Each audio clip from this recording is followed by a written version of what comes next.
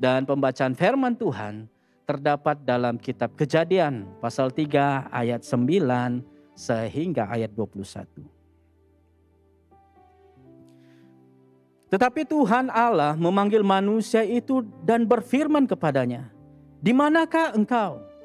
Ia menjawab, "Ketika aku mendengar bahwa engkau ada dalam taman ini, aku menjadi takut karena aku telanjang. Sebab itu aku bersembunyi." Firman-Nya, "Siapakah yang memberitahukan kepadamu bahwa engkau telanjang? Apakah engkau makan dari buah pohon yang kularang engkau makan itu?" Manusia itu menjawab, "Perempuan yang kau tempatkan di sisiku, dialah yang memberi dari buah pohon itu kepadaku, maka ku makan."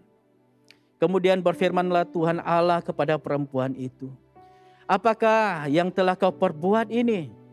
Jawab perempuan itu, "Ular itu yang memperdayakan aku, maka ku makan." Lalu berfirmanlah Tuhan Allah kepada ular itu, "Karena engkau berbuat demikian, terkutuklah engkau di antara segala ternak dan di antara segala binatang hutan. Dengan perutmu lah engkau akan menjalar dan debu tanahlah akan kau makan seumur hidupmu.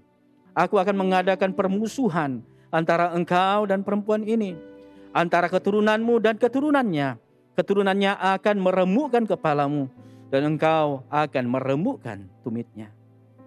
Firman-Nya itu kepada perempuan itu, "Susah payahmu waktu mengandung akan kubuat engkau sangat banyak. Dengan kesakitan engkau akan melahirkan anakmu. Namun engkau akan berahi kepada suamimu dan ia akan berkuasa atasmu." Lalu firman-Nya kepada manusia itu, "Karena engkau mendengarkan perkataan istrimu dan memakan dari buah pohon yang telah kuperintahkan kepadamu, jangan makan daripadanya, maka terkutuklah tanah karena engkau.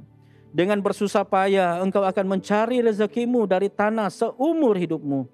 Semak duri dan rumput duri yang akan dihasilkannya bagimu, dan tumbuh-tumbuhan di padang akan menjadi makananmu. Dengan berpeluh engkau akan mencari makananmu sampai engkau kembali lagi menjadi tanah. Karena dari situlah engkau diambil, sebab engkau debu dan engkau akan kembali menjadi debu."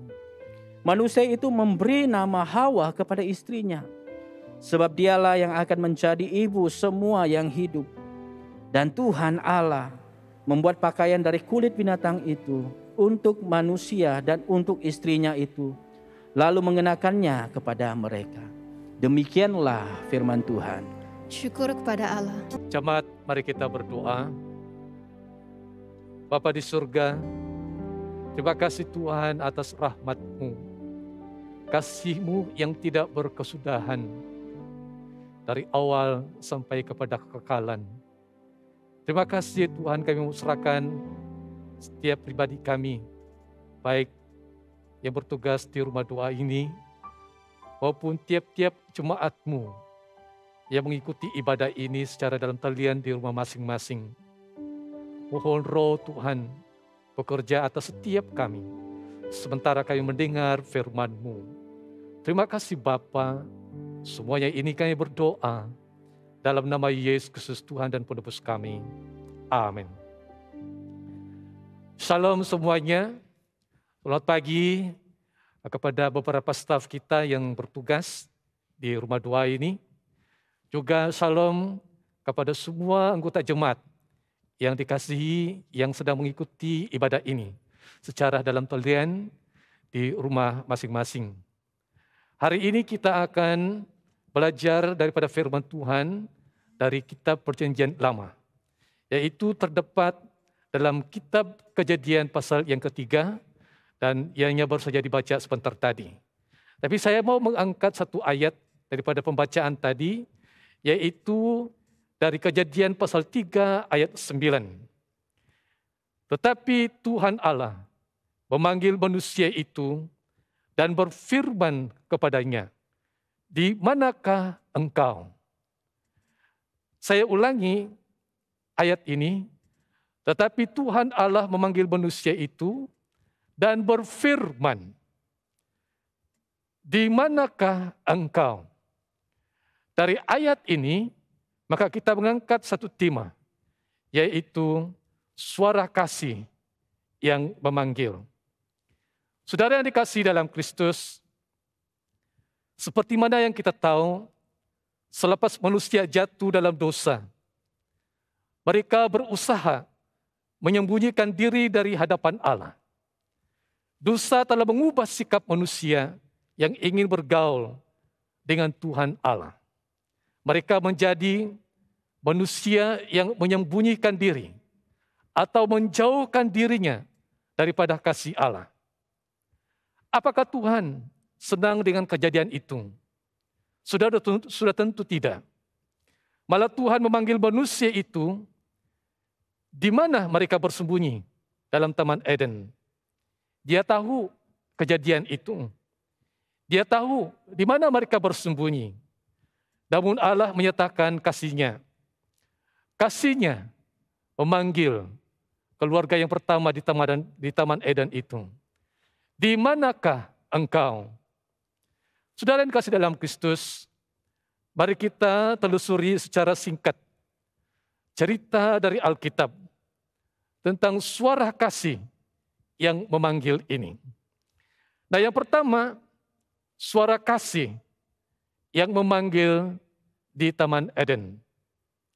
Suara kasih yang memanggil di Taman Eden jelas kedengaran, sehingga Adam dan Hawa harus menyahut panggilan suara itu dari tempat persembunyian mereka.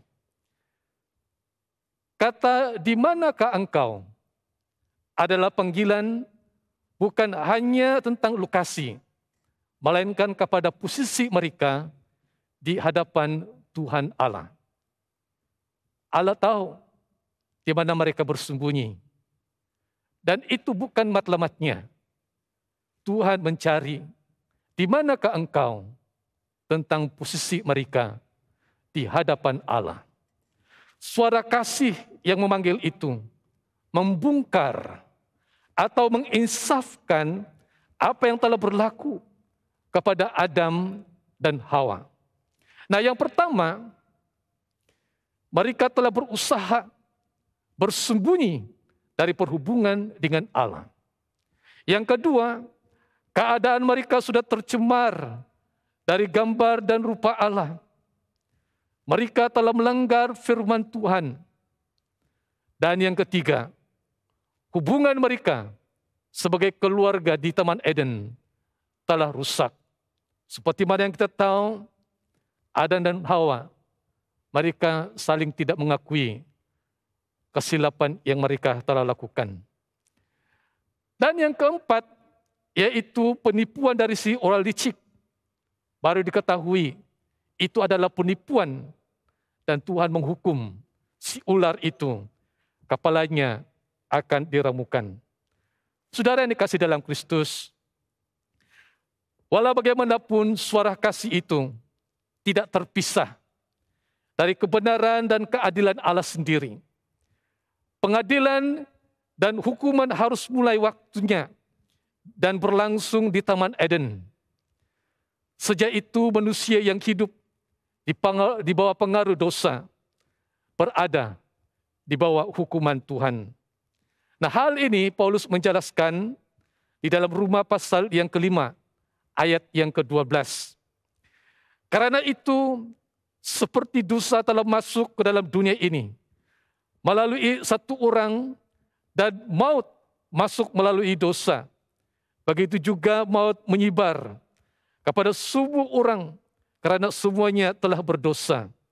Sebab dosa sudah ada di dunia sebelum hukum Taurat Musa ada. Tetapi dosa tidak diperhitungkan Allah selama tidak ada hukum Taurat. Namun demikian, maut berkuasa sejak zaman Adam sampai Musa, bahkan atas orang-orang yang tidak melakukan dosa seperti yang dilakukan oleh Adam, yang adalah bayang-bayang dari Dia yang akan datang. Dan kemudian dalam Roma pasal 6 ayat 23e, upah dosa ialah maut. Saudara yang dikasihi dalam Kristus, suara kasih dari Allah tidak dipengaruhi oleh kejatuhan manusia dalam dosa. Malah suara kasih yang penuh kasih karunia Allah semakin nyata. Selanjutnya suara kasih itu menyatakan tindakan-tindakannya.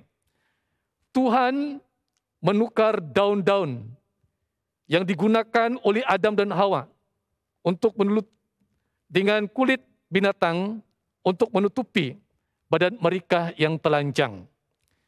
Di sini berlakunya penumpahan darah binatang untuk menutupi makhluk manusia berdosa itu. Tetapi ianya belum sempurna waktu itu. Saudara yang kasih dalam Kristus, apakah yang kita boleh pelajari dalam bahagian ini? Bila kita diberi atau menuntut hak dan kebebasan daripada Tuhan, seperti Adam di Taman Eden, pilihan atau keputusan kita boleh saja bertukar ke arah jalan yang salah. Kita harus selalu mentaati firman Tuhan sebagai pedoman dalam kehidupan harian kita. Saudara yang dikasihi dalam Kristus, cerita tadi barulah menjadi permulaan rencana penyelamatan Tuhan. Bahwa akan ada darah tertumpah yang lebih layak, kudus, kekal, dan menghapuskan aib manusia yang berdosa itu. Kita akan mengetahui hal ini, bahwa suara Tuhan terus bergema, bermula dalam kisah penyelamatan Allah dalam perjanjian lama. Saudara, mari kita lihat bahagian yang kedua. Suara kasih Allah bergema dalam perjanjian lama.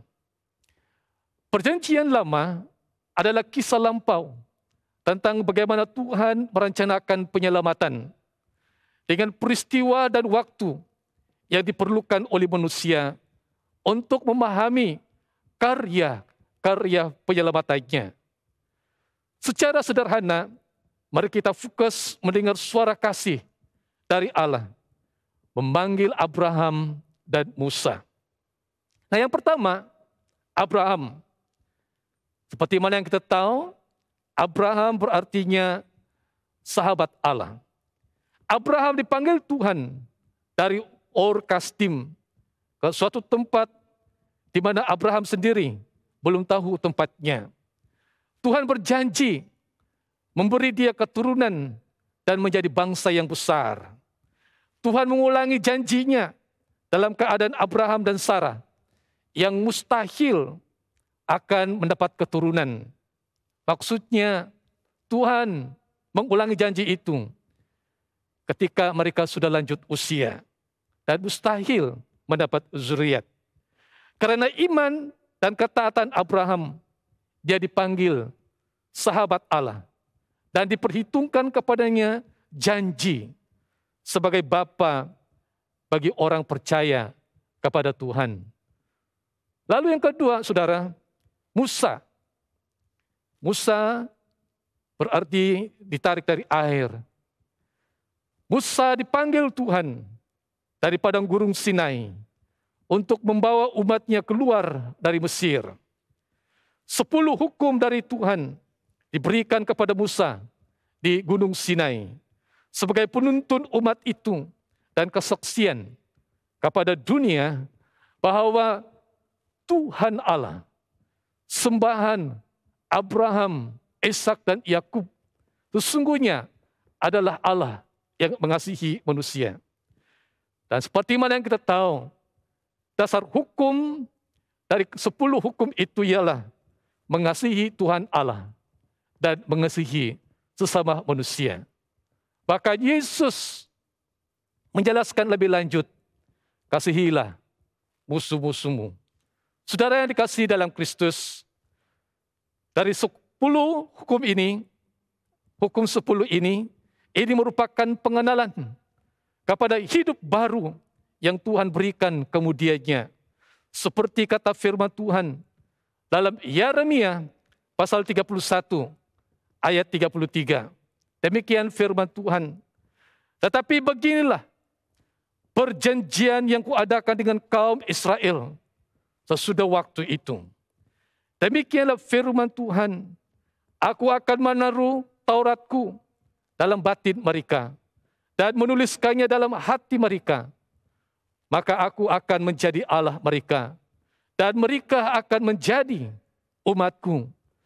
Saudara, inilah suara kasih Allah digemahkan oleh para nabi, termasuk Nabi Yeremia, bahwa ada rencana Tuhan akan menaruhkan Tauratnya, firman-Nya dalam setiap hati orang yang percaya.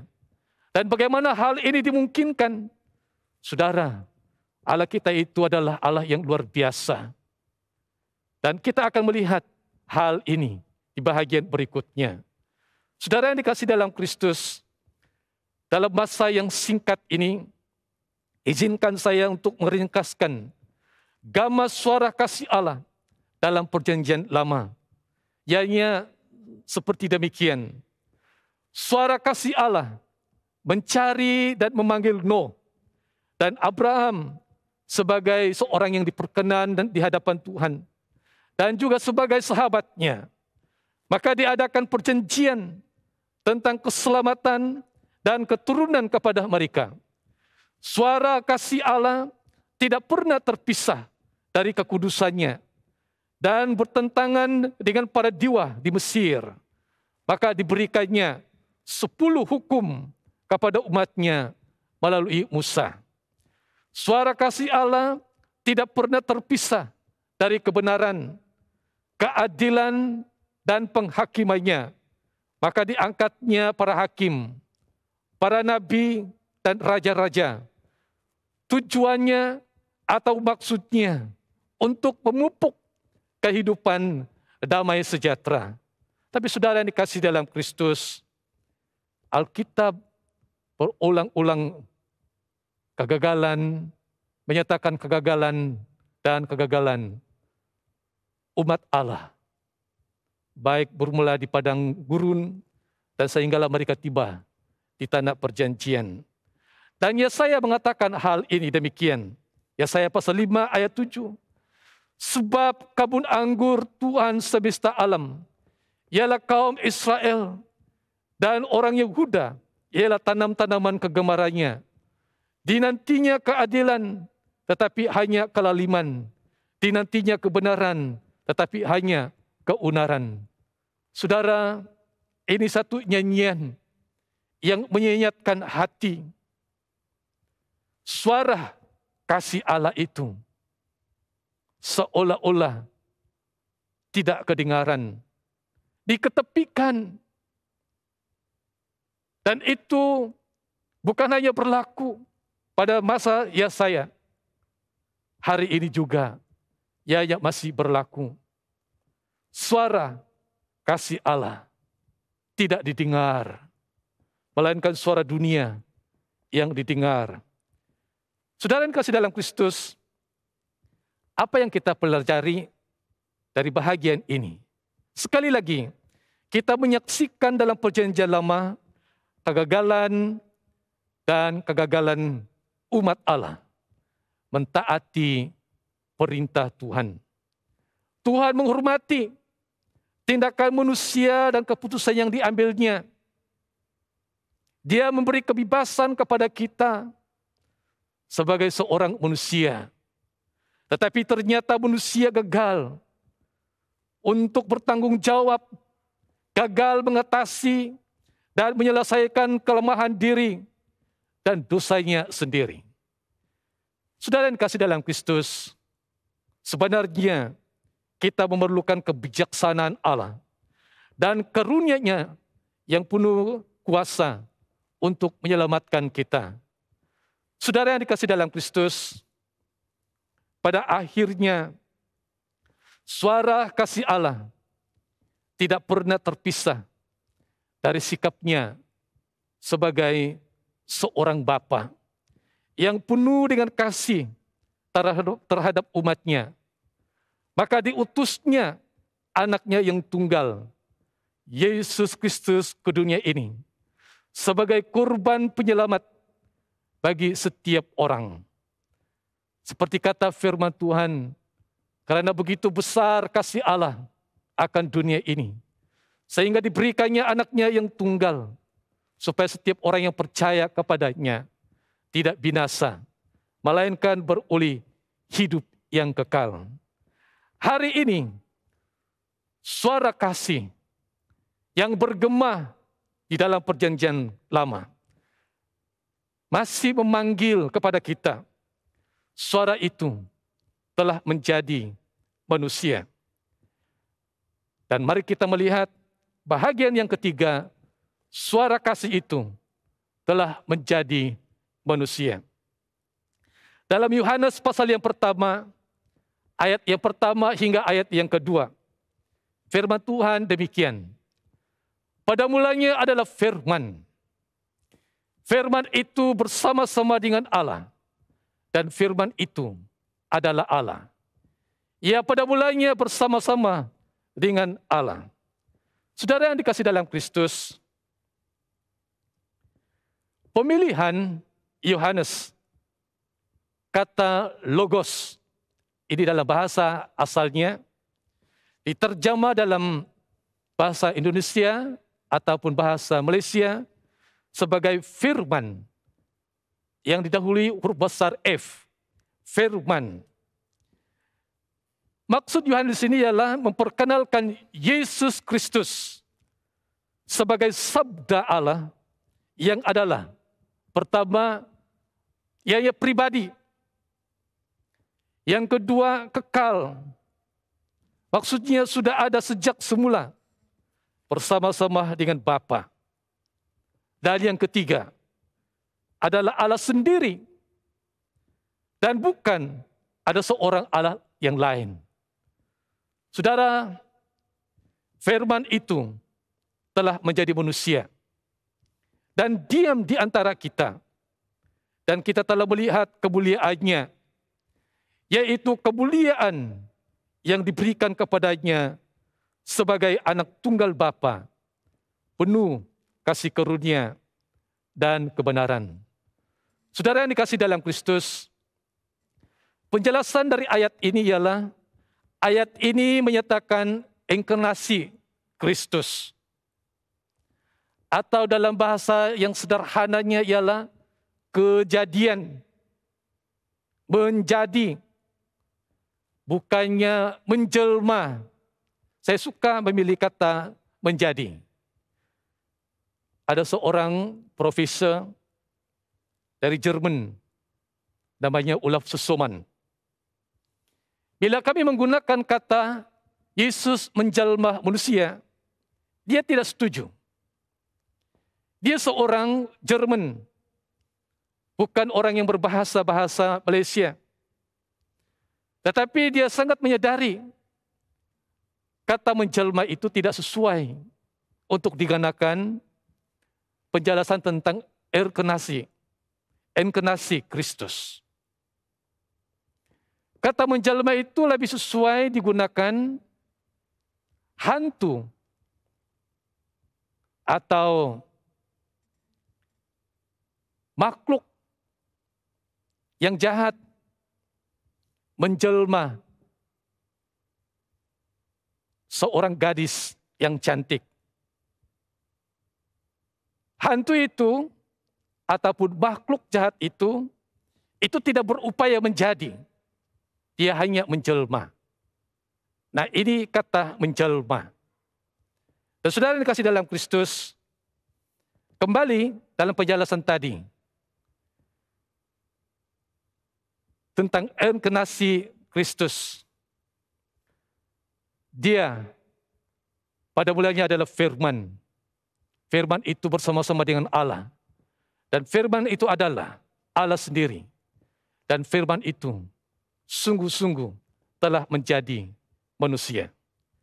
Saudara yang dikasih dalam Kristus, sebelumnya dengan hadirat ilahinya, ia selalu ada di dalam dunia. Dan dengan para nabi, yang telah diutus oleh Tuhan Allah. Ia datang kepada milik kepunyaannya. Dan hal ini disaksikan dalam Ibrani pasal 2 ayat 14, menjelaskan tujuan inkarnasi daripada Kristus. Ibrani pasal 2 ayat 14, karena anak-anak itu adalah anak-anak dari darah dan daging, maka ia juga menjadi sama dengan mereka dan mendapat bagian dalam keadaan mereka, supaya oleh kematiannya ia memusnahkan dia, yaitu iblis yang berkuasa atas maut. Saudara, inilah Allah kita. Suaranya yang kedengaran di Taman Eden. Di manakah engkau? Sekarang suara itu, menurut ayat ini, sungguh-sungguh menjadi manusia. Diam di antara kita. Karena dia menjadi manusia dalam keberadaan kita, dia sungguh mengerti apa keperluan kita. Saudara yang kasih dalam Kristus, sebetulnya firman yang telah menjadi manusia bukanlah satu perkara yang sukar untuk dimengerti. Tetapi hal ini barangkali menjadi sukar untuk dimengerti kalau kita tidak ada keinginan untuk mau mengerti, minta pertolongan daripada Tuhan mengenai kasih karunia daripada Tuhan. Suara kasih yang memanggil. Nah, saya ambil satu contoh atau ilustrasi. Sekitar 1990-an, handphone itu sudah mulai ada. Dan handphone yang terkenal pada waktu itu disebut handphone batu gusuk. Karena rupanya seperti batu gusuk, batu penajam pisau. Nah, itu dipanggil handphone batu gusuk. Dia tidak ada pemicu ataupun seperti Android dan juga beberapa pemacu yang lain, bukan seperti sekarang ini. Bila kita berhubungan antara satu dengan yang lain pada waktu itu, hanya suara kedengaran di sebelah sini dan di pihak sebelah sana. Dan kadang-kadang kita sukar mengenal suara itu milik siapa. Kita masih bertanya, kamukah ini? Dan kita tidak dapat mengacam suara siapa itu. Tetapi hari ini, handphone, apa orang panggil touchscreen, atau apa saja panggilan dia. Kalau di kampung saya, itu handphone yang ditekan-tekan atau disentuh-sentuh. Nah, ini adalah handphone yang sudah jauh berkembang. Bila kita berhubungan antara satu dengan yang lain, kita bukan hanya mendengar suara di pihak sebelah sana, tetapi juga kita boleh melihat wajahnya melalui panggilan video. Saudara yang kasih dalam Kristus, pada masa tahun 1990-an atau pada hujung tahun 1980-an, hal ini adalah perkara yang mustahil. Saya masih ingat di kampung saya ada seorang memegang telepon jenis gusuk batu. Dia memegang dan sambil dia bergaya, dia caluk pukitnya seperti tauki besar dan dia memanggil, halo, halo, halo. Dan sambil dia tengok juga screen di handphonenya. Padahal waktu itu belum ada touchscreen. Belum ada pemacu Android waktu itu. Dan semua orang melihat dan mereka giling-giling kepala. Siapa orang ini? Dan ada beberapa kawan-kawan saya berbisik, orang itu orang gila. Tetapi siapa tidak sangka, hari ini kita boleh melihat wajah di satu pihak melalui video call. Nah, inilah kemajuan teknologi hari ini. Saudara yang dikasihi dalam Kristus, dahulu mustahil, tapi sekarang perkara ini bukanlah perkara yang mustahil. Ini adalah kemajuan teknologi yang memudahkan komunikasi antara satu dengan yang lain. Saudara yang dikasihi dalam Kristus, apakah maksudnya? Kalau masa kini adalah tidak mustahil bagi manusia dan dari kejauhan saling melihat muka sambil bercakap, bahkan secara berkumpulan. Apatah lagi Allah, Allah yang kita kenal, yang Maha Kuasa, Maha Hikmat, Maha Kasih. Firman-Nya tidak terbatas menyatakan dirinya sebagai manusia. Dia sungguh-sungguh menjadi manusia, bergaul di antara manusia. Dan Yesus berkata, aku di dalam Bapa dan Bapa di dalam aku. Barang siapa melihat aku, telah melihat Bapa. Dia adalah gambar kepenuhan Allah. Saudara yang dikasihi dalam Kristus, inilah suara kasih yang memanggil, di manakah engkau? Dan suara itu ada di antara manusia. Dan memanggil kita lebih dekat. Sejauh mulut kita dengan hati kita. Sangat dekat. Saudara yang kasih dalam Kristus, mari kita bersama melihat apakah kesaksian dari surat-surat penggembalaan dari Perjanjian Baru tentang firman yang telah menjadi manusia ini. Yang pertama, dalam Ibrani pasal 1 ayat 1 hingga 3. Setelah di masa yang lampau, Allah berulang kali berbicara atau berfirman kepada nenek moyang kita melalui para nabi. Pada hari-hari terakhir ini, Allah berbicara kepada kita melalui anaknya yang telah dipilihnya untuk menjadi pewaris atas segala sesuatu. Yang melaluinya juga Allah menciptakan alam semesta. Ia adalah cahaya kemuliaan Allah dan gambaran yang sempurna dari sifatnya. Ia pula yang menopang segala sesuatu dengan firman kuasanya.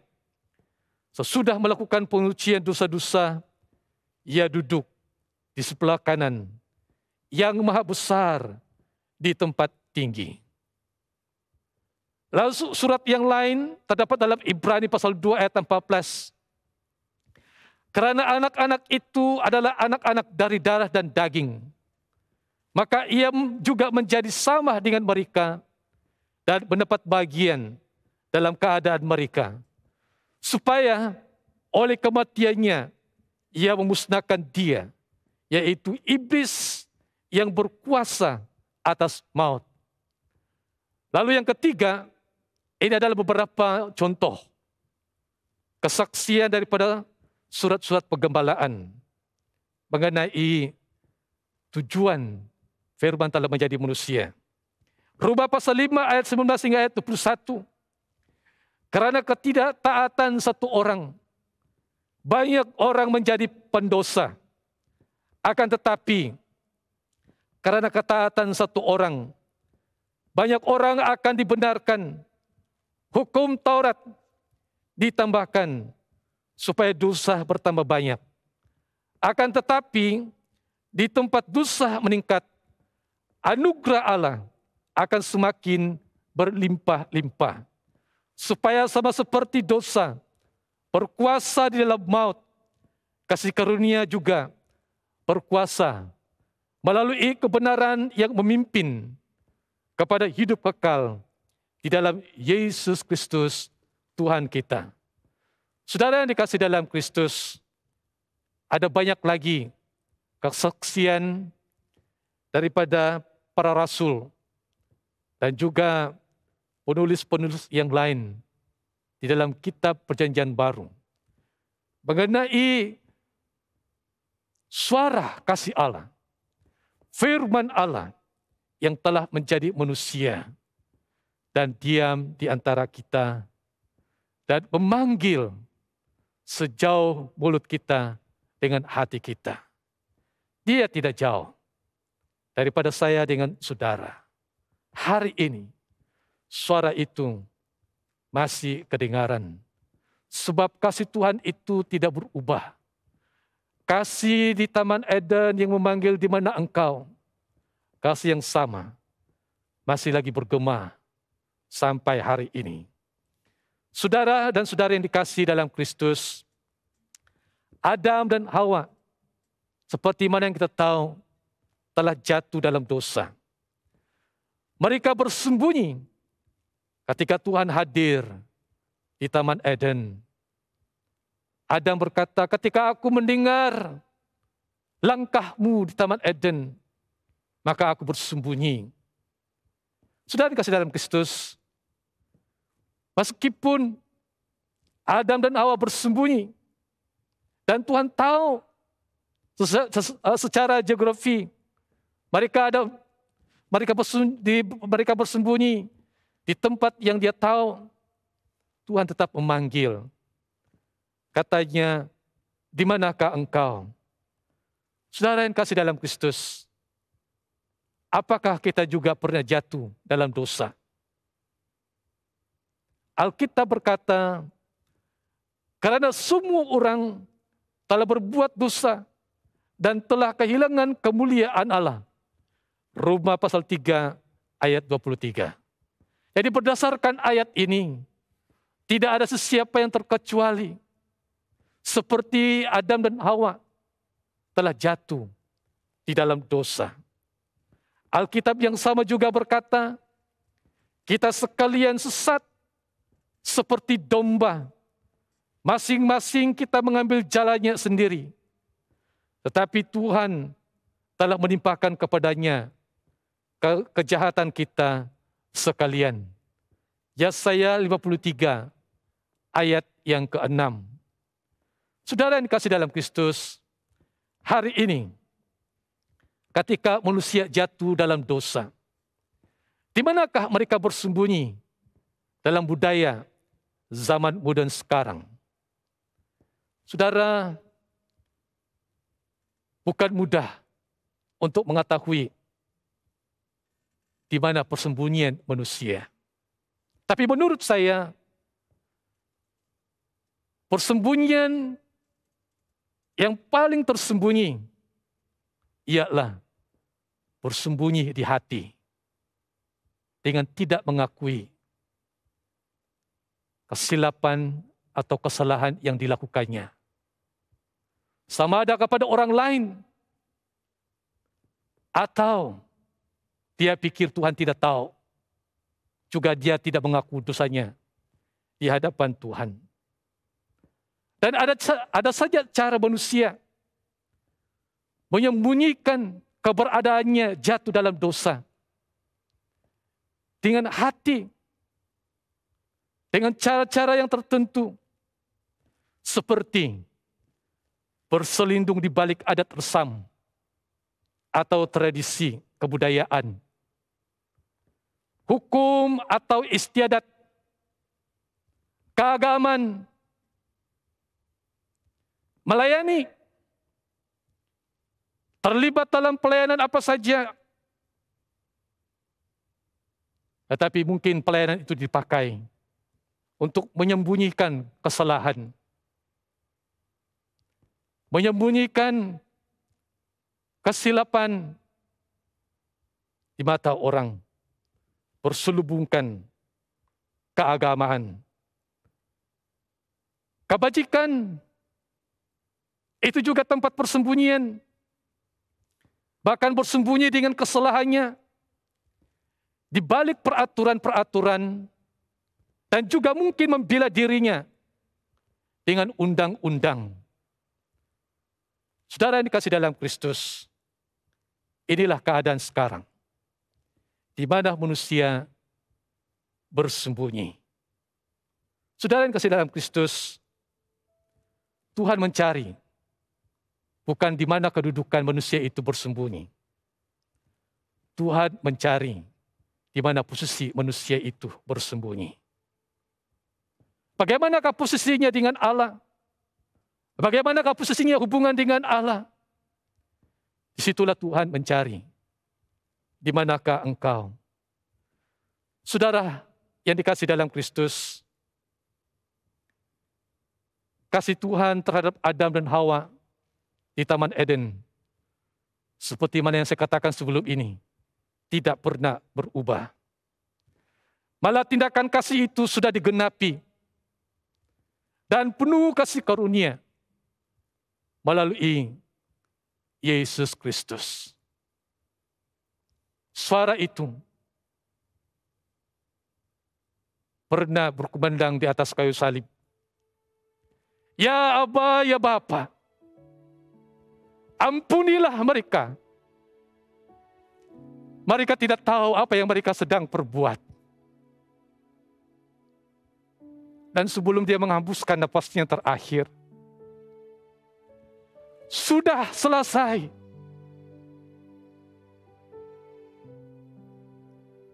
Suara kasih yang memanggil di Taman Eden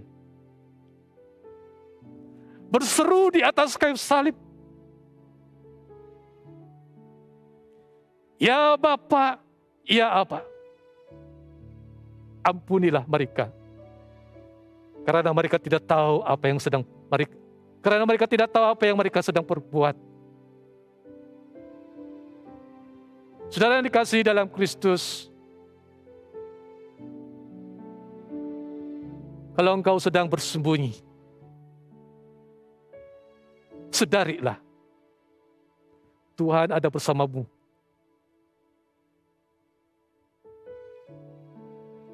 Dia bukan mencari saya dengan saudara, di mana kita berada secara fisikal,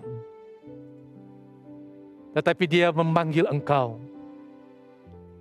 Di mana posisimu dalam hubungan dengan Tuhan Allah? Di manakah engkau? Di manakah engkau? Malah suara kasih itu bergema dan terus bergema memanggil Anda. Di dalam Yohanes pasal 10 ayat 14 dan ayat 16, Yesus berkata, "Akulah gembala yang baik, dan aku mengenal domba-dombaku, dan domba-dombaku mengenal aku. Sama seperti Bapa mengenal aku,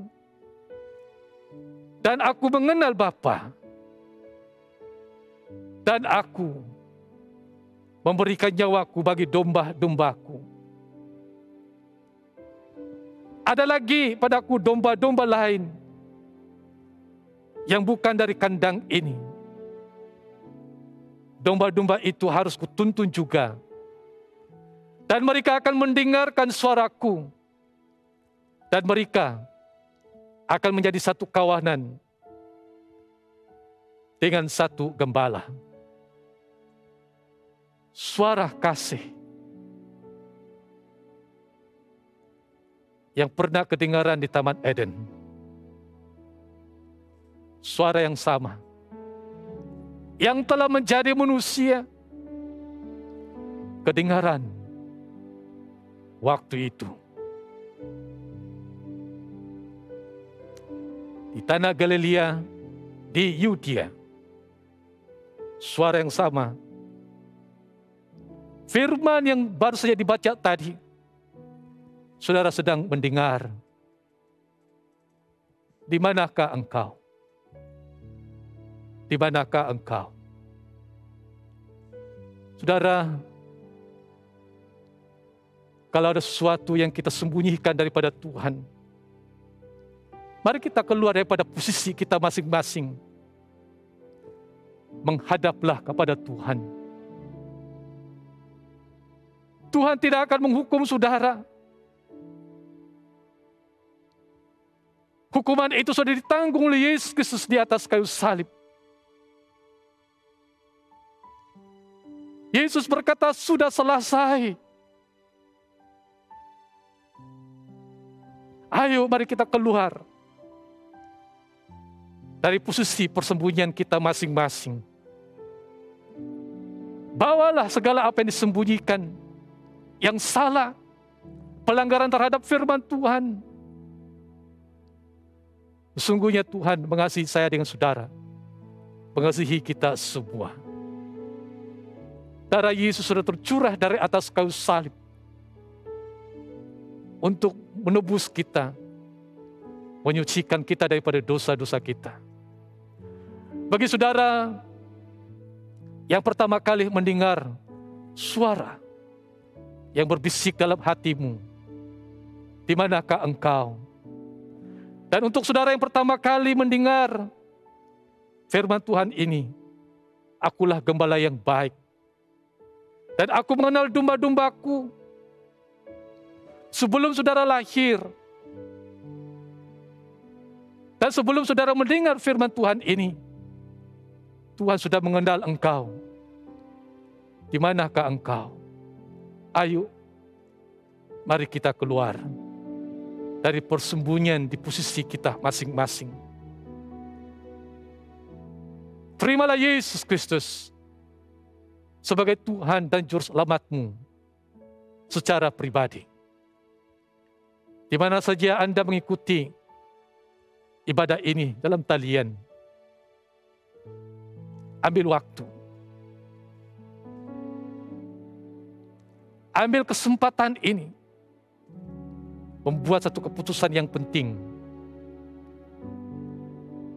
Kembali kepada Tuhan.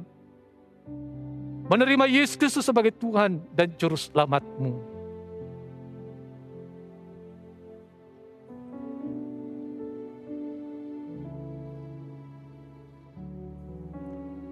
Mari kita diam sebentar. Dengarkan suara Tuhan memanggil di hatimu. Di manakah engkau? Di manakah engkau?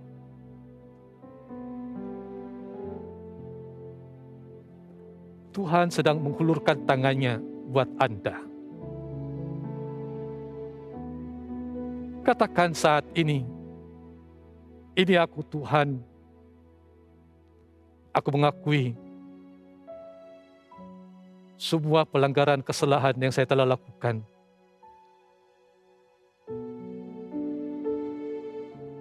Buka hatimu dan katakan seperti doa ini. Tuhan Yesus, terima kasih karena Engkau datang memanggil saya. Saya keluar daripada tempat persembunyian saya. Di posisi di tempat saya bersembunyi, saya mau kembali kepadamu Tuhan. Ampunilah saya Tuhan. Terimalah saya sebagai anak-anak-Mu. Terima kasih Tuhan. Semuanya ini kami berdoa dalam nama Yesus Kristus, Tuhan dan Penebus kami. Amin.